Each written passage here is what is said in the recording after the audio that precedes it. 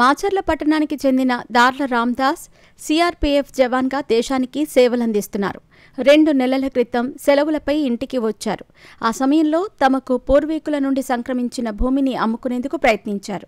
అయితే కొంతమంది రాజకీయ నేతలు ఆ భూమిని అమ్ముకోనివ్వకుండా అడ్డుపడ్డారు.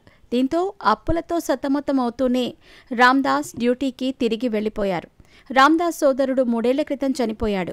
రామ్దాస్ తండ్రికి కూడా గుండె శస్త్రచికిత్స చేశారు. దీంతో అప్పుల భారం మరింత పెరిగింది. దీంతో మరోసారి తన భూమిని విక్రయించుకునేందుకు అక్కడి నుండే ప్రయత్నించారు. స్థానికంగా ఉన్న రాజకీయ నాయకులు మరోసారి అడ్డుపడ్డారు. దీంతో ఆవేదనకు లోనైన రామ్దాస్ తన బాధను వ్యక్తం చేస్తూ సెల్ఫీ వీడియో విడుదల చేశారు. మంత్రి నారా లోకేష్ తమ సమస్యను పరిష్కరించాలని వీడియోలో వేడుకున్నారు. అప్పుల భారంతో పూర్వీకుల నుండి సంక్రమించిన ఆస్తిని విక్రయించుకోవాలనుకున్నా సాధ్యం కావటం లేదని, స్థానిక రాజకీయ నాయకులు జోక్యం చేసుకుని ఇబ్బందులు పెడుతున్నట్టు పేర్కొన్నారు. ప్రస్తుతం ఈ వీడియో సోషల్ మీడియాలో వైరల్ అయ్యింది. అయితే రామ్దాస్ ఆరోపణలపై మాచర్ల పట్టణ పోలీసులను సంప్రదించగా 2 నెలల క్రితం రామ్దాస్ తమ వద్దకు వచ్చాడని, అయితే సివిల్ డిస్ప్యూట్ కావటంతోనే రెవెన్యూ అధికారుల వద్దకు పంపించామని తెలిపారు.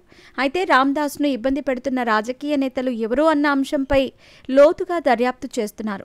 వెంటనే రామ్దాస్ సమస్య పరిష్కారం కోసం అటు రెవెన్యూ అధికారులు, ఇటు పోలీసులు ప్రయత్నాలు చేస్తున్నారు.